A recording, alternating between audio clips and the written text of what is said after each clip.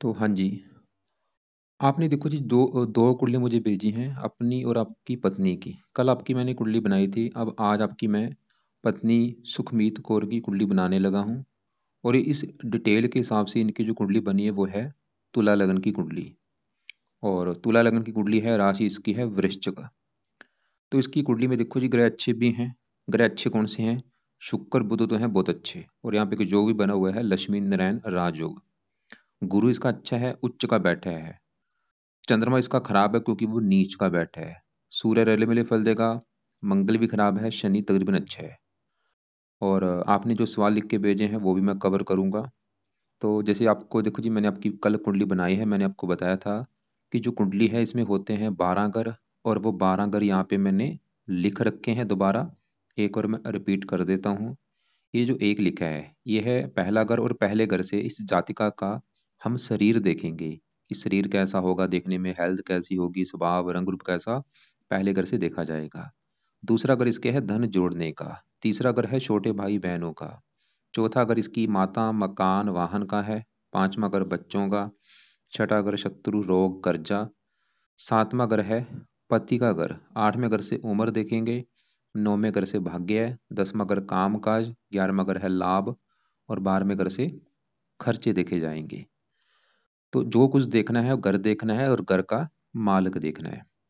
ये आपको मैंने कल बता ही दिया था। अब देखो जी, ये जो 9 ग्रह हैं, क्योंकि मैंने अभी जैसे बोला अच्छे ग्रह भी हैं इसकी कुंडली में, ग्रह खराब भी हैं। जो ग्रह अच्छे हैं हमेशा अच्छे फल देंगे, खराब ग्रह हमेशा खराब फल देंगे। लेकिन इन ग्रहों का असर कई गुना बढ़ जाता है दशा में। तो अभी इस 9 ग्रहों में से उसके ऊपर सबसे बड़ा असर है इस शुक्र ग्रह का। क्योंकि शुक्र की इसके ऊपर चली हुई है बड़ी महादशा। और ये 14 में चली है और 34 में खत्म होगी। 20 साल की दशा शुक्र की होती है। तो इसके ऊपर मतलब सबसे बड़ा असर शुक्र का है।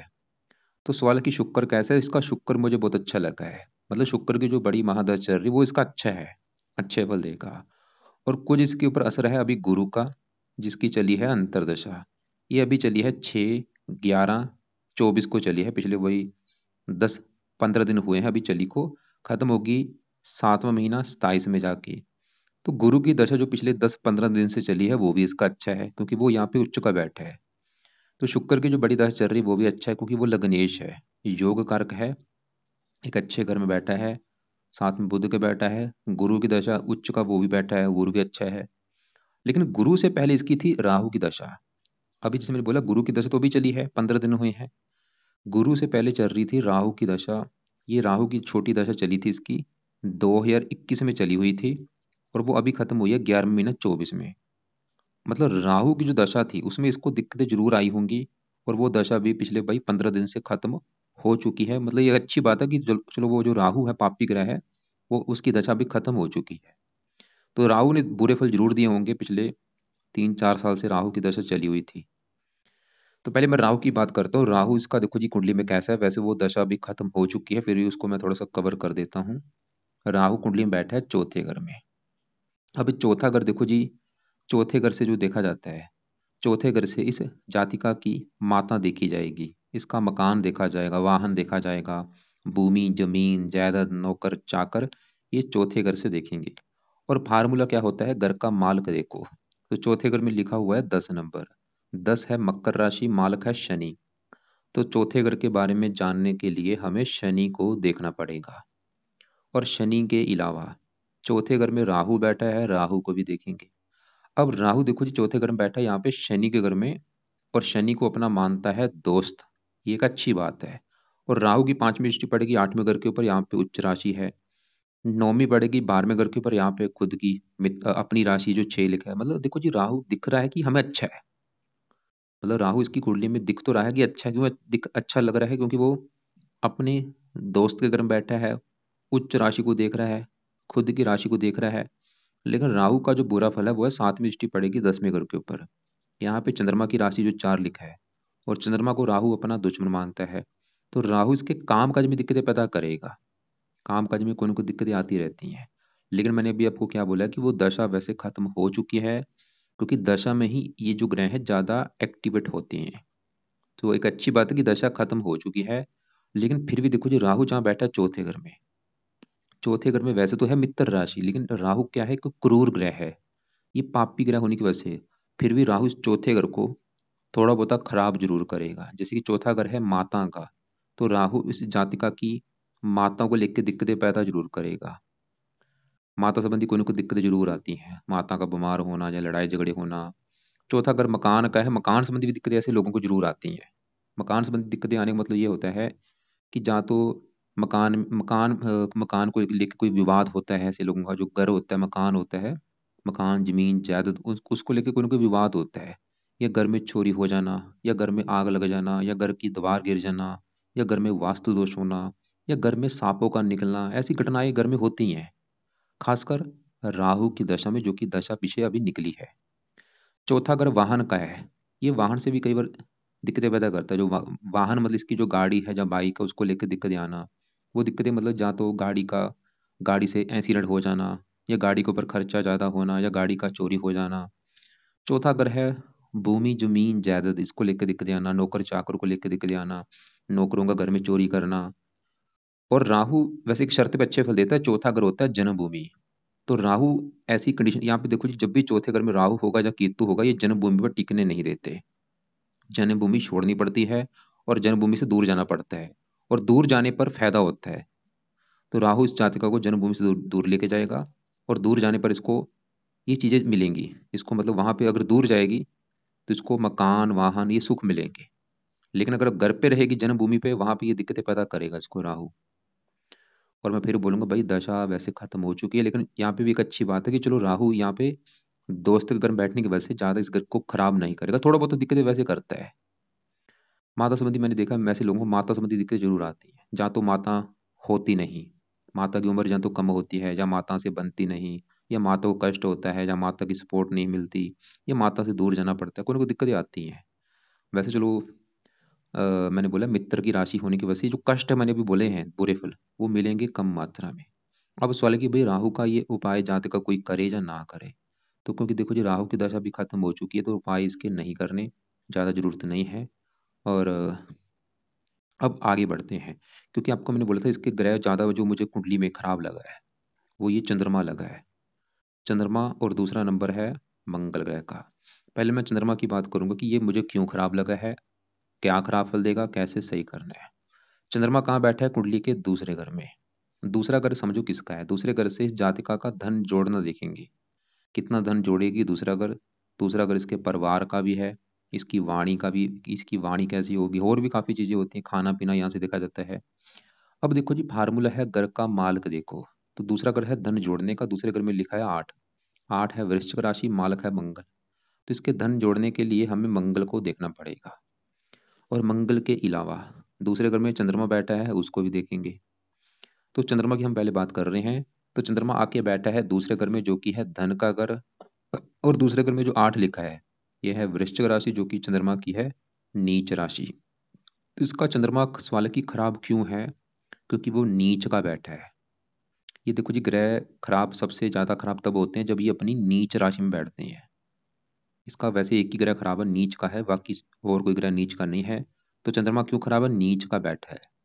अब बुरे फल क्या देगा, कहाँ बैठा है, धन के घर में नीच का बैठा है, तो इसको धन को लेकर दिक्कतें पैदा करेगा। धन की हानि होना, धन फंस जाना, धन खर्च होना, धन फजूल खर्च होना। और चंद्रमा का जो अपना इस कुंडली में घर है, वो है ये 10वां घर। ये जो 10वां घर है, ये है इस जातिका के काम काज का घर, ये जो काम काज करेगी, चाहे वो नौकरी है बिजनेस है, 10वां घर देखना पड़ेगा। 10वां घर इसके पिता का भी है। 10वें घर से सरकार भी देखी जाती है, और मान प्रतिष्ठा, और भी काफी चीजें हैं। और 10वें घर में अब देखो जी फार्मूला है घर का मालक देखो। 10वें घर में लिखा है 4 नंबर, 4 है कर्क राशि, मालक चंद्रमा। तो 10वें घर के मालक चंद्रमा को देखना पड़ेगा, और वो बेचारा नीच का बैठा है। मतलब चंद्रमा इसको जो बुरे फल देगा 10वें घर को लिख के देगा। जैसे 10वां घर काम काज का है, चंद्रमा इसके काम काज में दिक्कतें पैदा करेगा कोई ना कोई। इसका जो भी काम काज होगा उसमें दिक्कतें कोई ना कोई लगी रहेंगी।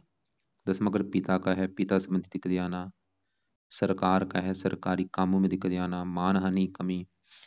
तो आपको देखो ये समझ आ चुकी चंद्रमा का मतलब बुरा क्यों है, क्योंकि वो नीच का है। बुरे फल क्या देगा, तो जहां बैठा धन के घर में, धन को लेकर दिक्कतें। और जिस घर का है मालिक 10वें घर का, 10वें घर को लेकर दिक्कतें, मतलब इसके काम काज में दिक्कतें, पिता, सरकार, मान प्रतिष्ठा, और ये ज्यादा दिक्कतें चंद्रमा पैदा करेगा अपनी दशा में। और इसकी छोटी दशा ये निकल चुकी, 19 में चली थी, 20 में खत्म हुई है। और वैसे आगे इसकी बड़ी दशा आएगी चंद्रमा की, 40 में चलेगी। 40 से लेकर 50 तक, ये जो 10 साल की दशा होगी, इसमें दिक्कतें बढ़ेंगी चंद्रमा की। अभी नहीं, अभी अभी भी दे रहा है लेकिन अभी कम है, लेकिन दशा में ये ज़्यादा एक्टिवेट होगा, उस समय ये दिक्कतें बढ़ जाएंगी 2040 में लेके 50 तक। अब इसके बारे में थोड़ा सा मैं शास्त्रों में जो लिख रखा है आपको मैं दिखा देता हूँ कि शास्त्र इसके बारे में क्या कहते हैं। तुला लगन है इसका, देखो जी आप लगन देख लो, तुला, तुला लगन है, चंद्रमा बैठा है दूसरे घर में। तो यहाँ पे देखो, तुला लगन है, चंद्रमा बैठा है दूसरे घर में, द्वितीय भाव स्थित चंद्र अपनी नीच राशि में होने के कारण जातक को पिता और सरकार के मामले में बड़ी परेशानियों का सामना करना पड़ता है। उसका कार्य बिजनेस भी सही ढंग से नहीं चलता, उसके कारण उसे कभी भटकना पड़ता है तो कभी स्थिर रहता है। साथ ही उसकी आय भी मेहनत के कम होती है, धन का इकट्ठा नहीं कर पाना। ऐसे जातक का पिता या तो होता ही नहीं, या होता है तो उस जातक को उससे कष्ट ही प्राप्त होते हैं, कुटुंब का सुख भी जातक को नहीं मिलता, क्योंकि नीच का बैठा है। अब देखो जी, इस जातक की एक अच्छी बात है, मैंने अभी आपको क्या बोला था कि चंद्रमा इसका खराब है। क्यों खराब मैंने बोला है? क्योंकि वो नीच का बैठा है, नीच का हानि की वजह से हमें वो खराब लगा है। लेकिन मैंने अभी आपको क्या बोला कि एक बहुत अच्छी बात यहाँ पे आई है, वो ये है कि चंद्रमा के ऊपर पड़ रही है दृष्टि, इस मंगल की दृष्टि। और ये जो 8 लिखा है, ये वृश्चिक राशि मंगल की राशि है। तो यहाँ पे एक योग बना है, नीच भंग राजयोग। मतलब मंगल ने क्या किया, चंद्रमा का जो नीच है उसको भंग कर दिया है। तो नीच भंग राजयोग बनने की वजह से अभी क्या होगा, जो चंद्रमा के मैंने अभी बुरे फल आपको बोले हैं वो बुरे फल नहीं मिलेंगे, या मिलेंगे, थोड़े से मिलेंगे, कम मात्रा में। दूसरा, इसके ऊपर चंद्रमा के ऊपर गुरु की दृष्टि भी पड़ रही है, शुभ ग्रह की दृष्टि। तो गुरु भी इसके अच्छे बुरे फलों को कम कर देगा। तो चंद्रमा के वैसे देखो जी बुरे फल तो मिलेंगे नहीं, जब मिलेंगे भी थोड़े बहुत मिलेंगे जरूर। तो यहाँ पे फिर भी मैं चंद्रमा की इस जातकों को उपाय बोलूंगा। वैसे तो इसके काफी पाठ पूजा है, क्योंकि अभी मैंने इसको जो मेन पाठ पूजा बोलने हैं वो शुक्र के बोलने हैं जिसकी है बड़ी दशा, गुरु के उपाय बोलने हैं जिसकी अंतर्दशा है। तो अभी फिर भी चंद्रमा का जो एक उपाय है जो इस जातक ने करना है वो है, चंद्रमा के देवता हैं शिव जी। तो ये शिव जी की पूजा उपासना जरूर करें। रोजाना शिव जी के मंदिर जा सकती है, अगर वहाँ पे मंदिर है जहाँ पे आप रहते हैं ठीक है, नहीं तो घर पे ही शिव जी का जो मंत्र है ओम नमः शिवाय वो जाप कर ले। और दूसरा उपाय है, चंद्रमा का दान किया करे। और ये दान सोमवार को करना है। क्या दान है? सफेद रंग का दान होता है, जैसे दूध का दान हो गया, चावल या चीनी, ऐसी जो सफेद रंग की वस्तुएं होती हैं वो दान किया करे। और ये दान की वीडियो आपको मैंने पहले भेजी है, वो आप देख लेना कि चंद्रमा का दान क्या होता है। तो चंद्रमा के लिए मैंने बोला शिव जी की पूजा, क्योंकि चंद्रमा के जो आगे देवता है वो शिव जी है। तो शिव जी की पूजा उपासना से चंद्रमा इसको कष्ट नहीं देगा। और चंद्रमा का दान सोमवार को करना है। अब देखो जी, इसके मैं मंगल की बात करता हूँ। मंगल भी आपको मैंने बोला है खराब है। क्यों खराब है? उसके भी 2-3 कारण हैं। पहला कारण मंगल खराब होने का, वो कुंडली के 8वें घर में बैठा है, एक खराब घर में आके बैठा है। ये घर अच्छा नहीं 8वां। इस घर से आयु, मृत्यु, मृत्यु, कष्ट, लंबी बीमारी, दुर्घटना, गुप्त रोग, गुप्त विद्या। तो मंगल एक तो 8वां घर खराब घर में बैठा है, ऊपर से जो 8वें घर में 2 लिखा है, यह है वृष राशि शुक्र का घर है, और मंगल शुक्र को अपना दुश्मन मानता है, दुश्मन के घर में आके बैठा है। और एक इस मंगल इस कुंडली में मार्केश भी है, लग्नेश शुक्र का शत्रु है, मार्केश भी होने की वजह से खराब है। तो 3 कारण, एक तो दुश्मन का घर, 8वां घर खराब घर, शत्रु राशि है, मार्केश है। अब उस सवाल की मंगल क्या बुरे फल देगा। मंगल इस कुंडली में देखो जी 2 घरों का मालक है, उन 2 घरों को लेकर दिक्कतें आएंगी। तो मंगल का पहला घर तो है ये 7वां घर, और 7वां घर है इस लड़की के पति का घर। पति कैसा होगा? 7वां घर देखेंगे, और फार्मूला है घर का मालक देखो। तो पति के लिए 7वां घर, 7वें घर में लिखा है एक, एक है मेष राशि, मालक बना मंगल। तो पति के लिए हमें मंगल को देखना पड़ेगा।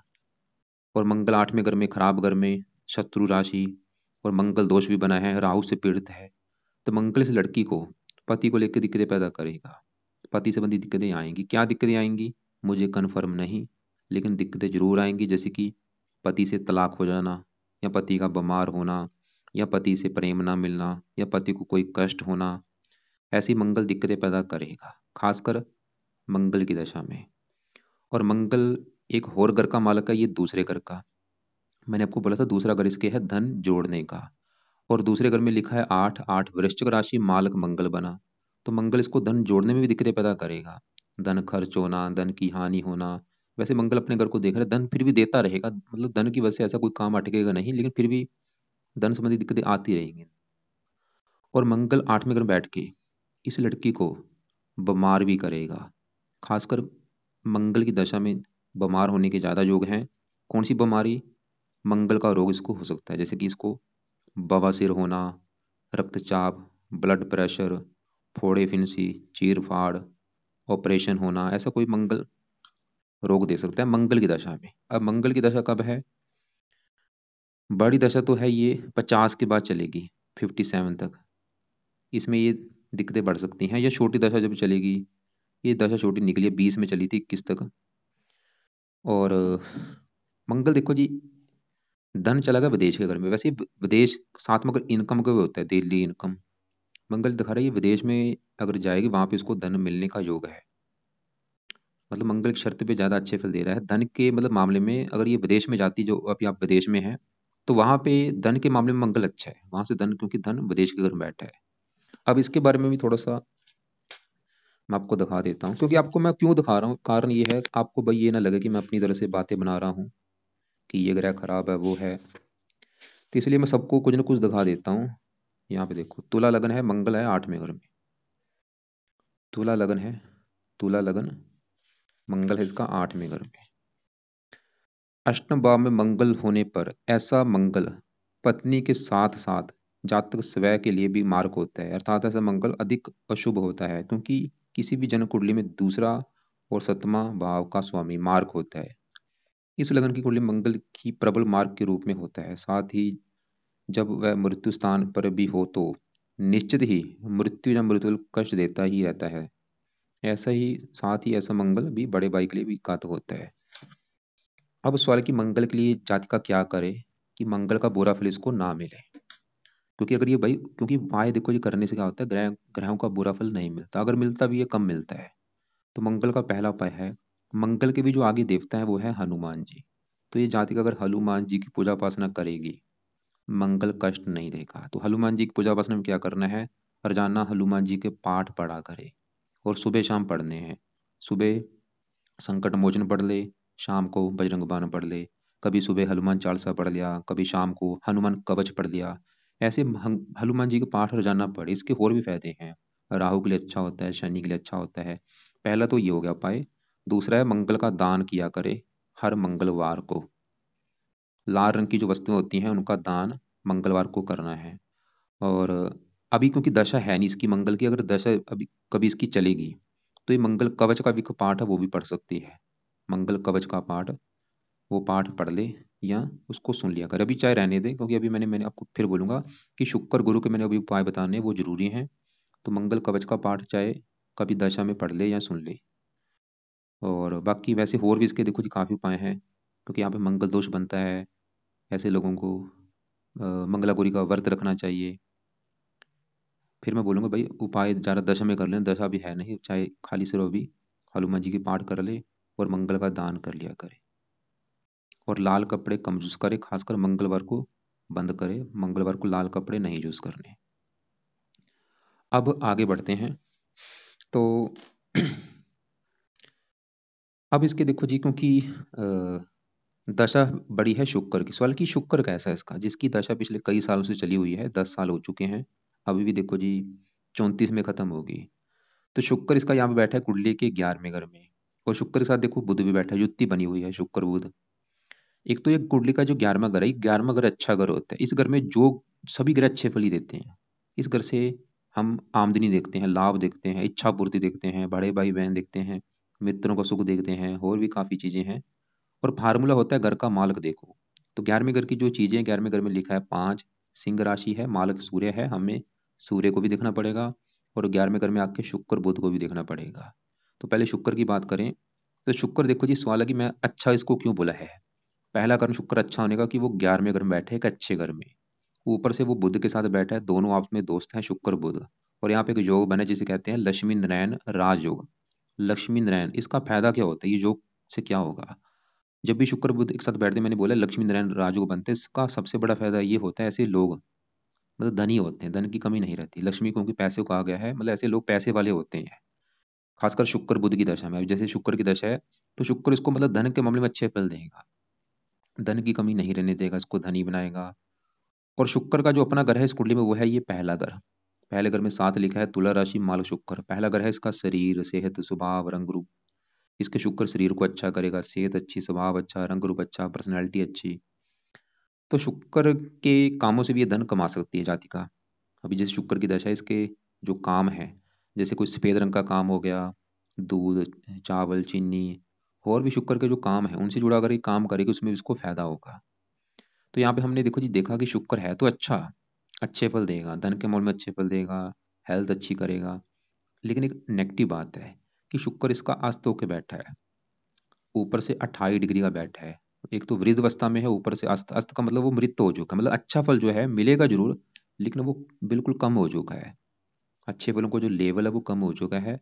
तो अगर ये जाति का शुक्र के यहाँ पे उपाय करेगी तो ये जो अच्छे फल मैंने बोले हैं वो बढ़ेंगे। मतलब शुक्र के इसके उपाय बहुत जरूरी हैं आज के समय में, क्योंकि इसके जीवन के ऊपर सबसे बड़ा असर शुक्र का है। तो शुक्र के पाठ पूजा करने से इसकी इनकम बढ़ेगी, प्रॉफिट होगा, लाभ होगा, इच्छाएं पूरी होंगी, हेल्थ अच्छी रहेगी, और भी कई फायदे होंगे।